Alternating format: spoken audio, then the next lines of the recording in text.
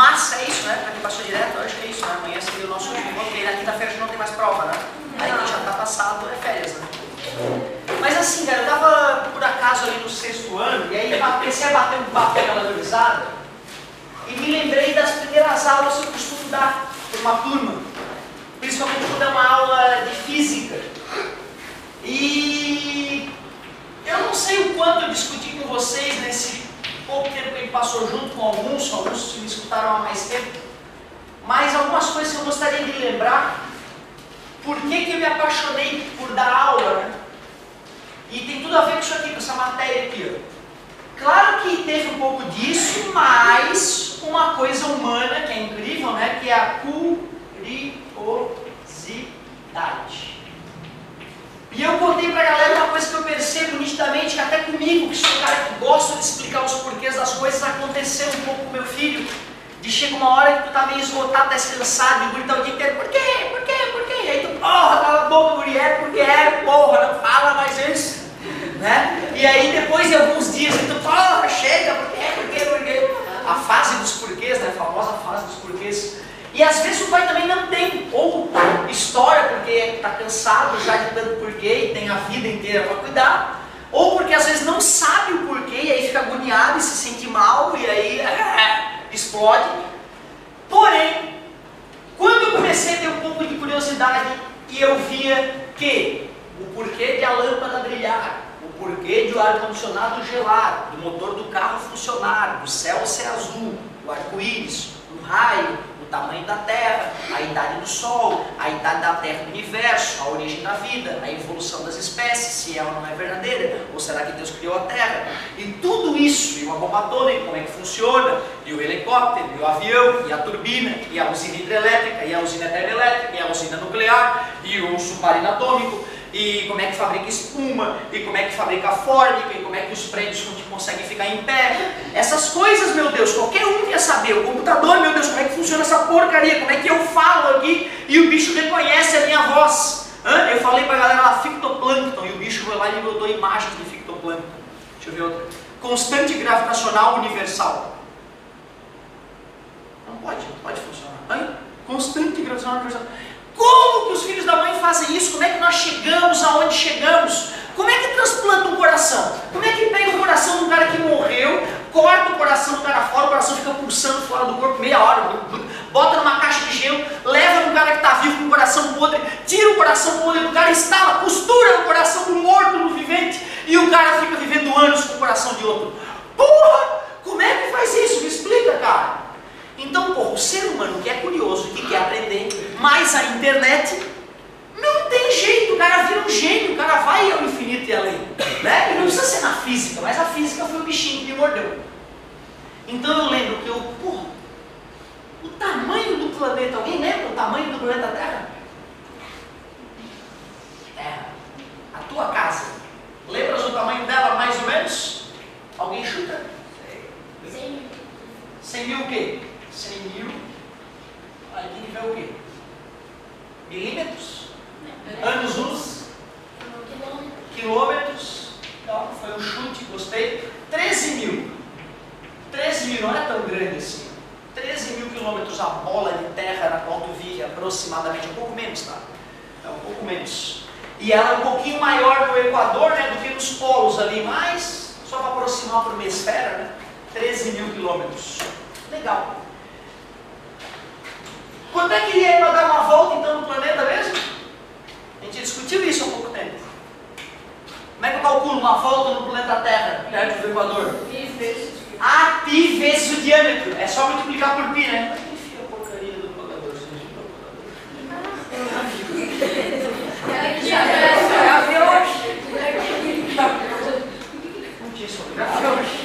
Ô galerinha, então multiplica por 3, dá mais ou menos 39 mil, né? Então daria para dizer que uma volta em torno da Terra pelo Equador, em linha reta, se tivesse, né, uma pista perfeitinha ali, daria aproximadamente 40 mil quilômetros. E aqui está o Sol. Pois é, por isso que ele parece pequeno, né? Que na verdade ele é muito maior que a Terra. Vocês todos acho que já devem saber disso, né? Ele é muito maior que a Terra. caberia centenas de terra dentro do Sol, centenas e centenas. E lá vem um raio de luz em direção ao teu olho. E Deus, te olhando, tomando banho de sol, pensa: pecador, não mereces o meu sol. E Ele apaga o sol naquele momento em que estás te bronzeando. O que vai acontecer? Não. Não vai acontecer nada. Assustador isso, né? Ficar sabendo disso. Como não vai acontecer nada? Não vai acontecer nada. Durante 8 minutos tu vai continuar tomando banho de sol, bem feliz.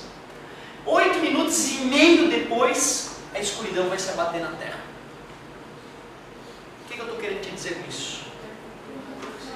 Pois então, o tempo que a luz demora para sair do sol e chegar até você ali na terra são mais ou menos 8 minutos e pouquinho, aproximadamente. A luz, que é a coisa mais rápida que existe na natureza, né? Já escutaram falar nisso? Alguém lembra a velocidade da luz? Aproximadamente? Não acredita que tem umas criaturas do 6º ano que sabiam de cabeça a maldita velocidade da luz? 300 mil quilômetros por segundo. É isso que a luz pode andar, 300 mil quilômetros por segundo. É muito difícil de imaginar o que é 300 mil quilômetros em linha reta em um segundo. Então vamos imaginar voltas na Terra.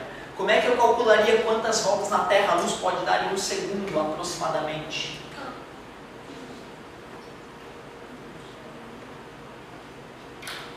Como é que eu faço esse cálculo? Tu acredita que um gurizinho lá, outro gurizinho lá falou: divide, professor. Porra, meu parabéns, eu fiquei de cara. 300 mil quilômetros por segundo, vai andar 40 mil quilômetros. Aí dá para ver quantas voltas na Terra vai dar em um segundo, né? Divide por 4, divide por 2 dá 15, divide por 2, 7,5. A luz, se não andasse em linha reta, né? Ela seria capaz de dar 7 voltas e meia na Terra em um segundo. Deu 7 voltas na Terra. Assustador, né? Mesmo andando nessa velocidade assustadora, a luz que sai do Sol e chega no teu olho demora 8 minutos e meio, mais ou menos. 8 minutos que seja, 480 segundos. Isso aqui vezes 480 é a distância entre o Sol e a Terra. Razoável, né? Que bom que é assim, né? Porque o Sol é uma bomba atômica explodindo, né? Se tu estivesse perto, tu ia morrer com a radiação e com, né, toda a energia que ele emite. Mas para mim, o que mais me deixou estarrecido foi saber que depois do Sol, que está a 8,5 minutos-luz da Terra. Por que minutos-luz? Porque a luz demora esse tempo, né? É isso aí. A outra estrela mais próxima da Terra, depois do Sol, que tem um nome bem sugestivo, Próxima Centauri. Nome justo, né? Sendo a mais próxima. E a luz dela vem, bate aqui no teu olho. Uma bela noite, tu olha, a luz não está na linha reta, professor. Pois é, essa luz falhou, mas ela está na linha reta. E aí tu está lá olhando, ó, que bela estrela. E Deus mais uma vez, pecador, pecador. E tira essa história do pecador, acho muito engraçado, isso é muito bom. Aí ele, pecador, não é desse jeito, pecado. E aí vai lá e tira a estrela. O que acontece? Nada, nada. Tu continua olhando a estrela, Deus já tirou ela. E tu, pô, que bela estrela. Estrela bonita. Sabe quanto tempo ia demorar para acontecer alguma coisa? 4 anos e meio. Só daqui a 4 anos e meio a Próxima Centauri desaparece. Ou seja, óbvio que Deus ia direto ao ponto, ele não ia, né, pecador, tirar a estrelinha para te punir, não. Mas ó, 4,5 anos luz. A estrela mais próxima da Terra, depois do Sol, está a 4 anos luz de distância. A luz, que é a coisa mais rápida que existe, demora 4 anos para sair da maldita estrela e bater no teu olho na Terra. Quer dizer que quando tu olha para o céu, aquela porrada de luz cintilante que tem ali, é tudo coisa velha, é tudo coisa que está há tempo nos vácuos do espaço passeando, boa parte daquelas estrelas não são mais do jeito que parecem ser, algumas já nem existem mais, mas a luz delas continua chegando no teu olho. Por isso que olhar o céu é olhar o passado. Tudo bem? E tu vê, né, cara, o céu está ali disponível para a gente dar uma olhadinha como é que eram 10 mil, 20 mil, 30 mil anos atrás uma estrela, e a gente não se toca da beleza que é isso. E vive nessa bolinha de terra de 13 mil quilômetros sem nem sonhar o que tem ali fora. E eu acredito porque a gente já foi adormecido pelos nossos pais de tanto, cala a boca, chega, ô porquê maldito? E a gente vai murchando. Aí daqui a pouco vira uma pessoa que anda pela rua e nem pensa no tamanho da própria planeta. E nem na própria existência, né? E nem quando joga uma bala, um papel de bala pela janela, né? Que vai pro ralo e entope a cidade, nada na própria merda depois. E faz barulho, né? Então tem que tomar cuidado com isso, porque alguns não saem dessa dormência, viram adultos dormentes e não param de pensar nas belezas da vida.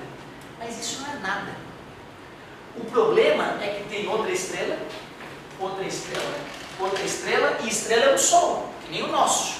Cada brilhinho daqueles é um sol, às vezes mais poderoso que o nosso, só que está tão longe que parece uma luzinha fraquinha de lanterna. Nem de lanterna parece ter, né? Mas é um sol, é uma bomba atômica explodindo.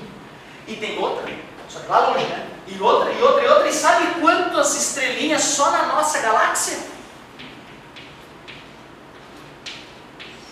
1.000, milhão, sim, de sóis parecidos com o nosso, só no nosso aglomerado de estrelas, 100 bilhões de sóis.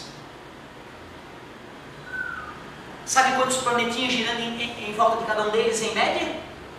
4. Planetas na Via Láctea, 4 vezes 100 bilhões, 400 bilhões. Estamos sozinhos, tá? Fiquem tranquilos. Vida em outro lugar, porque 400 bilhões de planetas, vida só aqui, é claro. Deus nos criou. Então alienígenas do passado é verdade, né? Pessoal, não! Claro que não, tu não viu falar que a estrela mais próxima está a 4 anos-luz? E a luz, que é a coisa mais rápida que existe, demora 4 anos para atravessar essa distância. E mesmo que os alienígenas tivessem uma super, ultra, mega tecnologia, quando tu falou, cara, tô indo fazer uma viagem até a Terra e volto, tu tá falando para a tua civilização, me espera 9 anos? E isso se a minha nave andar na velocidade da luz, né? O que é, aparentemente, de acordo com as leis da física, impossível até então. Por isso que a gente só assiste alienígenas do passado para se divertir, porque fisicamente não faz o menor sentido. Mas além da nossa galáxia, será que existe algum outro aglomerado de estrelas ou será que só tem um único aglomerado de estrelas com 100 bilhões de estrelas? O que vocês acham? Edwin Hubble é o nome do astrônomo que pegou o telescópio dele, apontou para uma luzinha que ele supunha que era uma estrela, e aí ele... meu Deus, não é uma estrela, é uma galáxia. Está cheio de estrelas nesse pontinho de luz. Aí ele apontou para outra. Meu Deus, outra galáxia. Caramba, não é só o nosso aglomerado de estrelas. Tem outros aglomerados de estrelas lá longe. Tem galáxias e mais uma. Hubble começou a contar as galáxias. Hoje não, hoje a gente tem satélites que contam automaticamente. Enquanto a gente está dormindo, o satélite está lá esquadrinhando o céu e contando e totalizando mais e mais galáxias. Sabe quantas galáxias nós já detectamos por aí afora? Lembrando que galáxia é um aglomerado de estrelas. Então tu olha lá, tem uma luzinha no céu, olha que bela estrela. Hubble foi lá com um equipamento mais poderoso, ampliou. E quando ele ampliou, ele percebeu que eram milhões, digo mais, bilhões de estrelas sendo olhadas de longe. Quantas galáxias tu acha que o homem já detectou?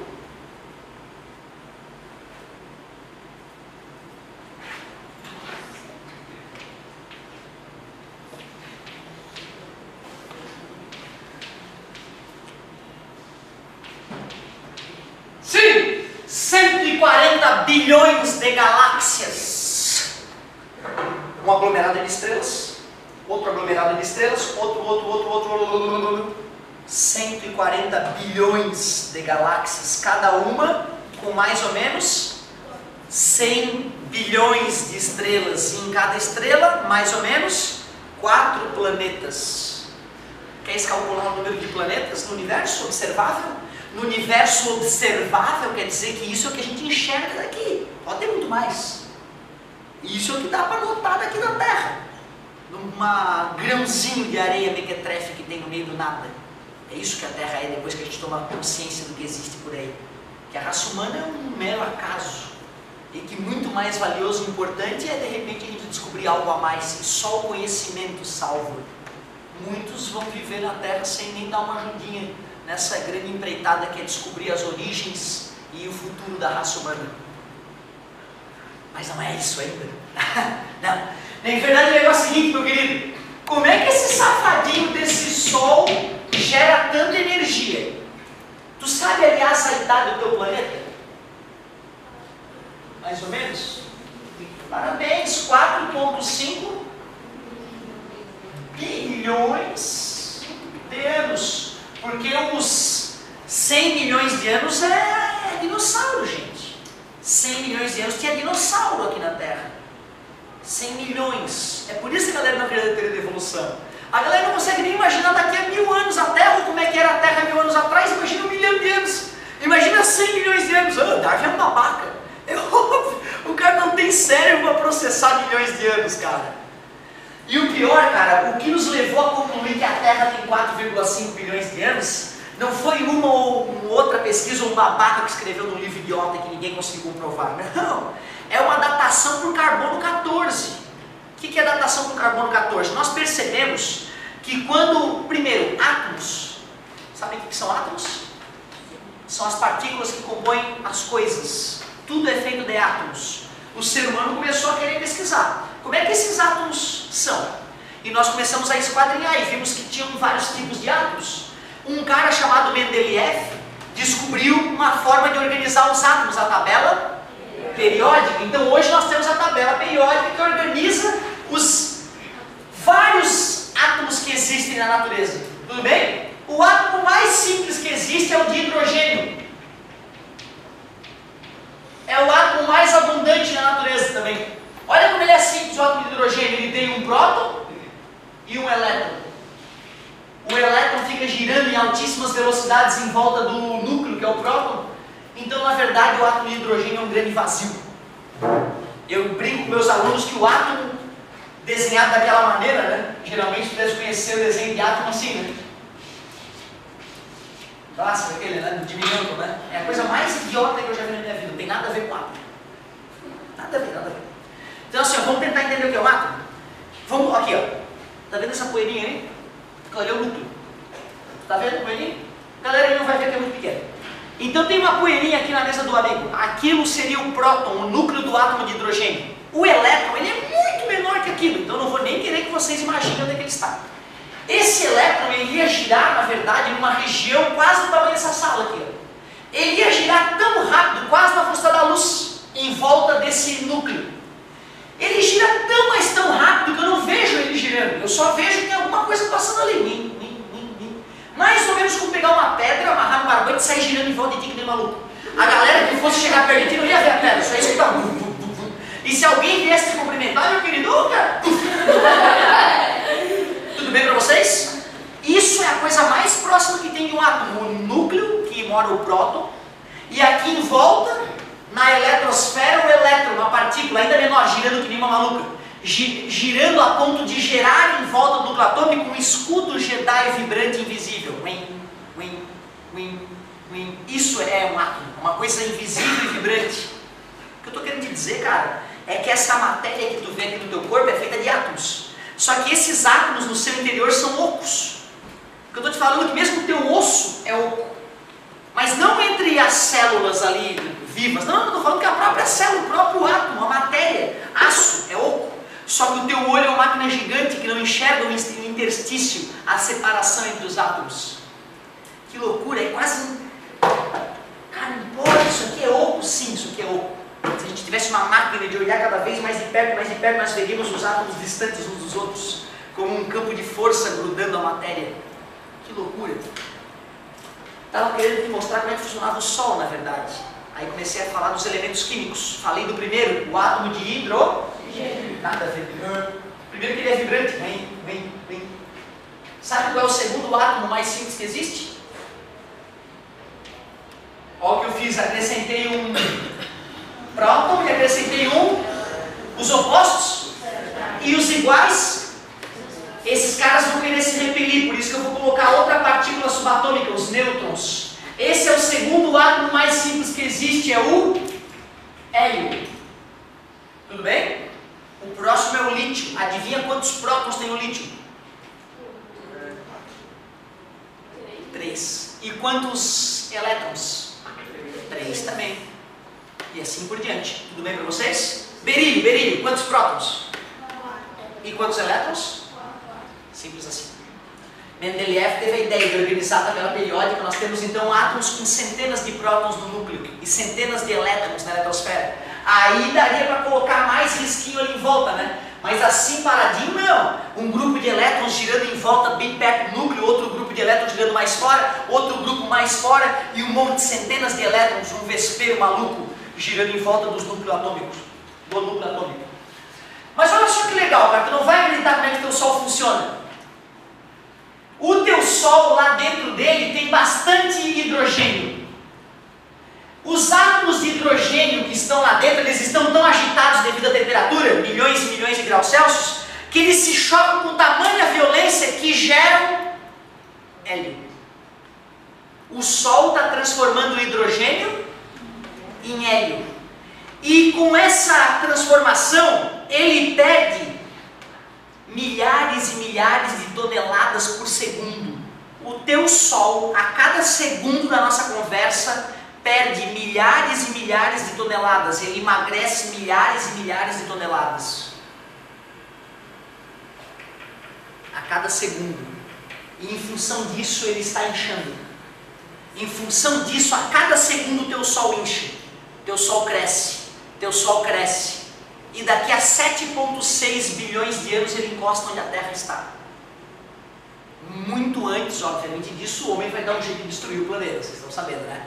Mas mesmo que o ser humano começasse a dar um jeito de preservar o planeta, em determinado momento, o Sol, devido à sua expansão, por estar perdendo massa, vai destruir a Terra.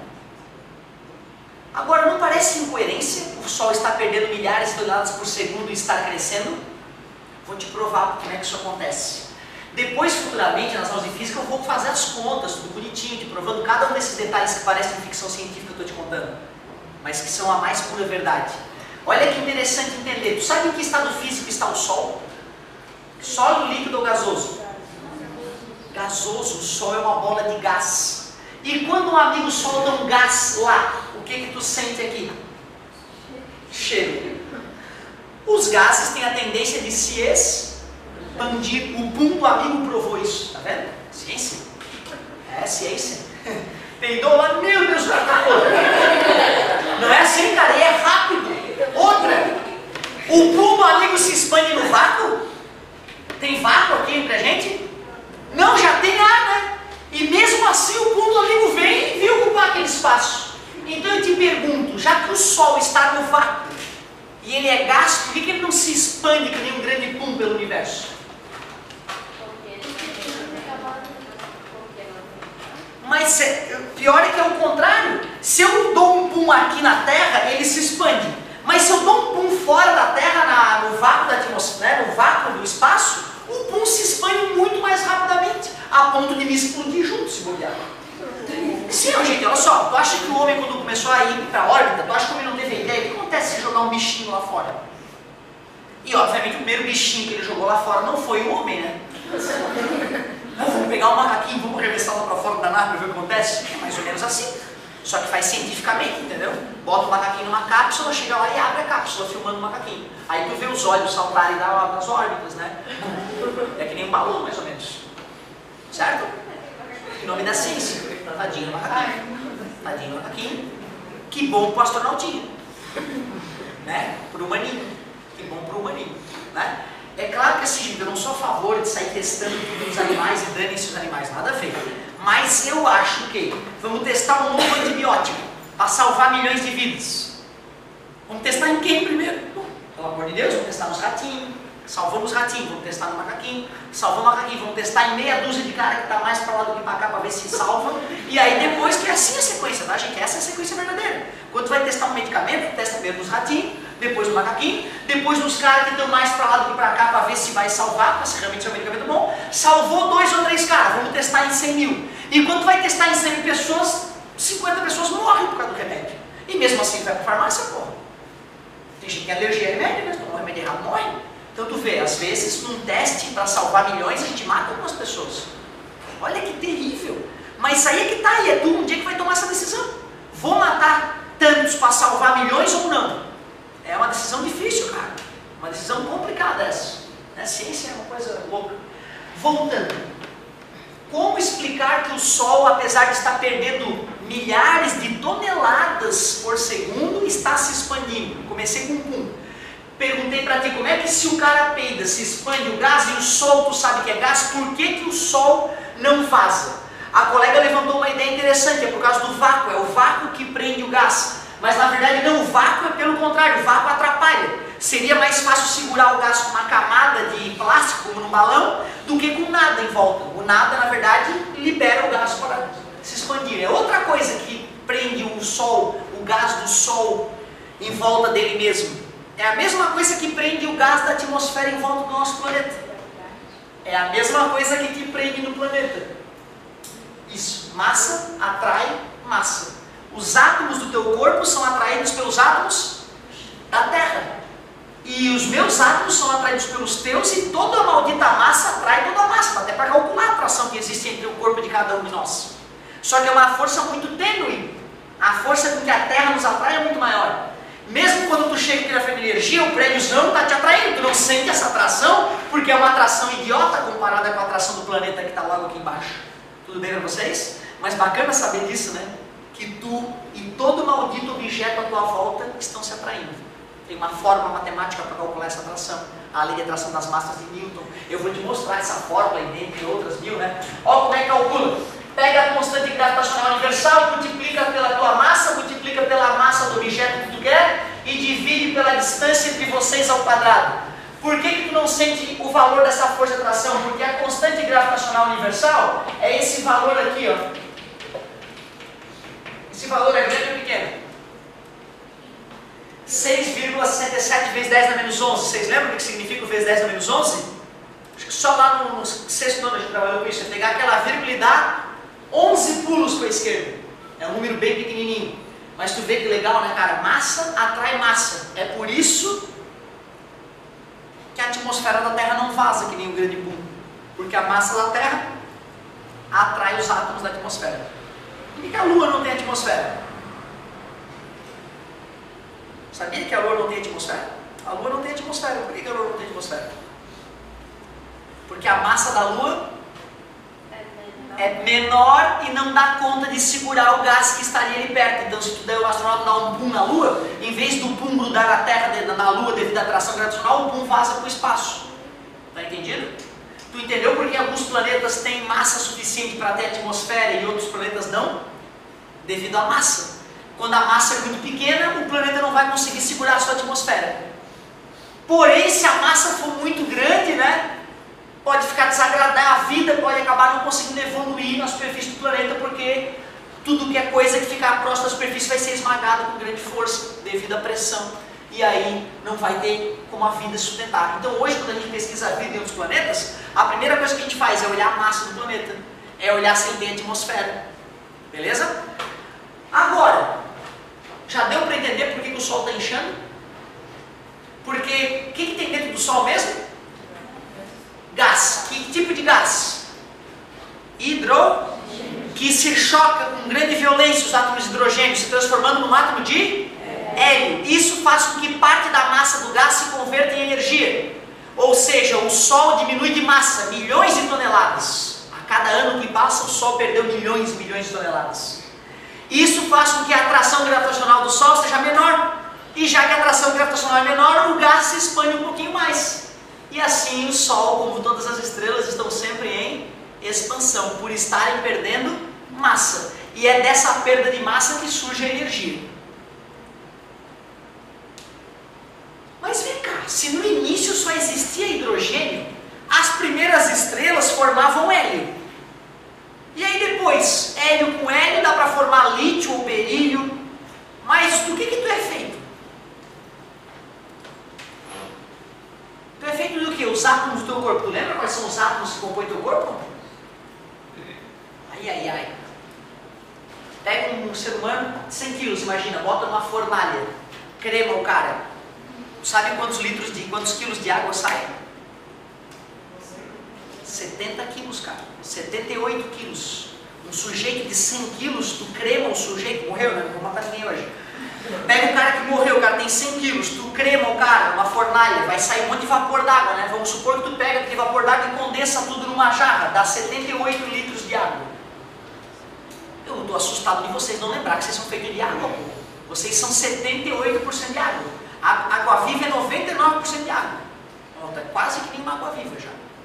Sacanagem, né? Mas é 78, não estou brincando, tá, gente? Como é que é a molécula de água? Vocês lembram como é que a gente fala água? Tem até uma marca de água aí que leva isso. H2O. Ou seja, é um átomo de oxigênio e 2 átomos de hidrogênio. Ó, esse primeiro átomo de hidrogênio tu pega em qualquer estrela. Qualquer estrelinha aí tem hidrogênio. Agora, para fabricar oxigênio dá mais trabalho, né? Para fabricar oxigênio dá mais trabalho. Eu preciso de estrela de segunda, terceira geração. Como assim, professor? É isso mesmo que tu escutou, cara. No início do universo só tinha hidrogênio. Se hoje tem oxigênio no teu corpo, é que teve uma estrela que transformou hidrogênio em hélio e explodiu numa supernova. Esses átomos que restaram dessa estrela explodida, babei, formaram outra estrela. Essa estrela começou a fundir átomos mais pesados e explodiu, gerou oxigênio. Parte desse oxigênio está no teu corpo hoje. O que eu estou te falando, querido, é que os átomos que estão agora no teu corpo estiveram em pelo menos 2 estrelas. Pelo menos 2 estrelas. Os átomos do teu corpo tiveram que passar por 2 estrelas para tu poder existir. Isso é matemático, não é bíblia, é ficçãozinha, não. É matemático, é continha, e não é um cara fazendo, são milhares de gênios, um ainda querendo provar que o outro é errado. Aqui, ó, tá fazendo errado. A idade das estrelas não é essa. E é um tentando, e porra, os caras se concordando e vendo, caramba, estamos chegando num consenso. Estamos caminhando em direção à descoberta de coisas mais incríveis. Mas tem outro átomo no teu corpo aí. Além de água, tem carbono. Carbono, átomo da vida. Outra coisa que o planeta tem que ter para ter vida. Geralmente, até onde a gente conhece, né? Tem que ter carbono. Carbono é mágico. Carbono é um átomo tão complexo, digamos, quanto o oxigênio. Mas no teu osso, tu lembra qual é o átomo que compõe teu osso? Cálcio. É outro átomo da tabela periódica. Ele tem 20 prótons no núcleo, é um átomo ainda mais parrudo. Quer dizer, cara, que tem átomos aí no teu corpo que estiveram pelo menos em 4 estrelas. Explode uma vez, explode outra vez, estrela se forma, acumula matéria, lá no núcleo os átomos se fundem, criam átomos mais complexos ainda. E aí essa poeira de estrela explodindo de 4ª geração começa a se acumular num planetinha mequetrefe, a Terra. Muita loucura acontece nesse planeta, esses átomos começam a se organizar e estamos aqui. Essa é a história rapidamente contada da origem dos nossos átomos. Como é que o cara não vai se encantar, né? Como é que eu não vou me apaixonar quando eu comecei a descobrir que o meu corpo é formado de poeira de estrela, porra? Não de uma, estrela de 3ª, 4ª geração. E ouro, para formar ferro, que são átomos ainda maiores. Aí tu entende porque que o ouro é tão raro, né? Porque para formar ouro precisa de estrela de 4ª, 5ª geração e elas são muito mais raras que estrelas de 1ª e 2ª, então é por isso que tem muito mais hidrogênio e hélio e carbono do que ouro, que é um átomo que precisa ser, precisa ser gerado no núcleo de estrelas ainda maiores, ainda mais pesadas e ainda mais velhas. Mas que loucura, hein? Eu queria perder a oportunidade de mais uma vez te mostrar o porquê que eu comecei a estudar matemática. Eu só comecei a estudar matemática porque quando eu me interessei pela física e queria explicar o porquê de tudo, e a origem do universo, a origem do mundo. Aliás, tu sabe que origem, qual é a idade que nós temos para o Big Bang? Para a grande explosão? E tu sabe por que a ideia do Big Bang é tão forte para a origem do universo? Por que a gente acredita que o universo nasceu numa grande explosão? e que antes dessa explosão, toda a matéria das 140 bilhões de galáxias, cada uma com 100 milhões de estrelas, cada uma com 4 planetas, estava comprimido numa região menor que a cabeça de um alfinete. E por algum motivo que a gente não sabe explicar, essa matéria toda espremida, a massa do universo espremida menor que esse penal. E aí alguma coisa acontece e começa a cuspir matéria para tudo que é lado. E aí o universo começa a se desenrolar do jeito que a gente conhece. Porque é uma ideia meio idiota, né? Sim, peraí, professor, eu não consigo imaginar nem esse prédio espremido do tamanho desse penal. Imagina o planeta, imagina o sistema solar, imagina a nossa galáxia, só a Via Láctea espremida aqui. Imagina as outras 140 milhões de galáxias. Ah, professor, conta outra nesse Big Bang, né? Mas prefiro a Bíblia, prefiro o barro lá e cria o homem do barro, muito mais divertido. Respeito, gente, por que não? Depois de tudo que eu te contei, talvez seja mais provável mesmo que Deus, o Criador, tenha nos criado. Por que não? A gente tem que levar isso em consideração. A teoria da evolução pode ter sido só uma maneira de Deus disfarçar a criação dele. A gente tem que levar tudo em consideração. Podem ser alienígenas, por que não? Apesar da física nos indicar que não, a gente tem que manter a mente aberta, tem que respeitar a ideia dos outros. Isso é mínimo. Isso é mínimo. E não quero, quando eu falo do jeito que eu falo, não é para ofender ninguém. É justamente para te fazer pensar, não, né, o fato de eu ter as minhas crenças não faz com que eu ache as tuas crenças. A minha crença na ciência é a mesma crença das pessoas em Deus. Quem é que está certo, a ciência ou a ideia de Deus? Muda. Voltando. Quando a galera trouxe essa ideia do Big Bang, qual é a tradução? Big Bang, já que estavam tendo aula de inglês. Grande Bang, Big Bang, e o Bang é a explosão. Da onde vem essa teoria idiota, professor? Que todo o universo esteve num único ponto e BUM! Simples. O astrônomo pega o telescópio dele, olha uma galáxia, que bela galáxia. Ou agora ela já está lá no outro mês. Caramba, ela está indo para lá essa galáxia. Eu tirei foto dela aqui, um mês depois aqui, um mês depois aqui, tudo bem? Tu fotografa uma galáxia aqui, um mês depois ela está aqui, um mês depois ela está aqui. Tu fotografa uma galáxia aqui, depois ela está aqui, depois ela está aqui. Fotografa. Como tu sabe a distância mais ou menos daqui até aqui? Tu sabe quanto tempo? E tu repetiu esse experimento, tu consegue ver mais ou menos quanto que a galáxia anda com o passar do tempo, né? E a galera foi fotografando as galáxias. Quando foram traçar uma reta para ver onde é que elas vinham, adivinha? Todas vinham de uma mesma região. É como tomar uma pedrada, pô. Tomou uma pedrada, tu vai olhar, cadê? Quem foi que jogou a pedra? Tomou uma pedrada de lá, tu olha, cadê? Foi tu? Não é? Então tu vê uma pedra fotografada, tu traça uma linha, ela vem de lá. Então não é, parecia uma ideia idiota pela maneira como eu coloquei a teoria do Big Bang. Agora está ficando difícil de dizer o contrário. Porra, realmente essa galera estava lá. Será que amanhã ela vai estar lá? Amanhã ela está lá. Realmente ela está vindo lá. E já que nós medimos a distância e o tempo, nós podemos o nosso mapa aqui no computador traçar de onde é que elas estão vindo e calcular quanto tempo demorou para elas virem lá, né? Distância, ideia de velocidade, distância do tempo. E os caras fizeram a conta e deu uns 13 bilhões de anos. O problema é que outros dados começaram a levar para essa mesma data. No começo a galera, 13 bilhões de anos é demais, né, cara? Só que agora a gente sabe também que algumas estrelas têm um tempo de vida de 6, 7 bilhões, 3 estrelas que explodem com 3, 4 bilhões.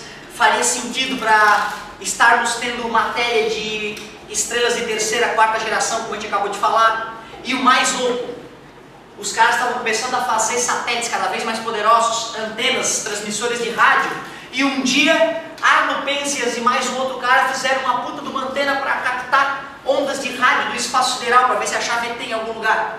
E aí de repente eles apontavam a antena para um lado, um chiaço na antena. Apontava para o outro lado, apontava, que merda de antena é essa que nós fabricamos, cara? Tá com chiado? E Eles pensaram em tudo, falaram com todos os físicos, desmontaram equipamento, montaram de novo, acharam até que era cocô de pombo na antena, limparam a antena de cocô de pombo, que estava toda suja. E que merda é essa? Um cara tinha escrito um trabalho muito antes desses caras começarem a achar esse chiado que vinha de todos os lugares do espaço sideral. O cara tinha falado, se o Big Bang existiu, o que eu acho pouco provável, na hora que ele explodiu, emitiu um barulho, uma radiação eletromagnética, e esse barulho tem que estar ecoando por aí. E esse barulho tem que ter uma frequência que é assim. O cara fez as contas e falou, olha, se o Big Bang existisse, ia ter uma frequência dessa no espaço sideral. E adivinha? Arno Penzias e seu amigo ganharam o prêmio Nobel porque eles escutaram o Big Bang.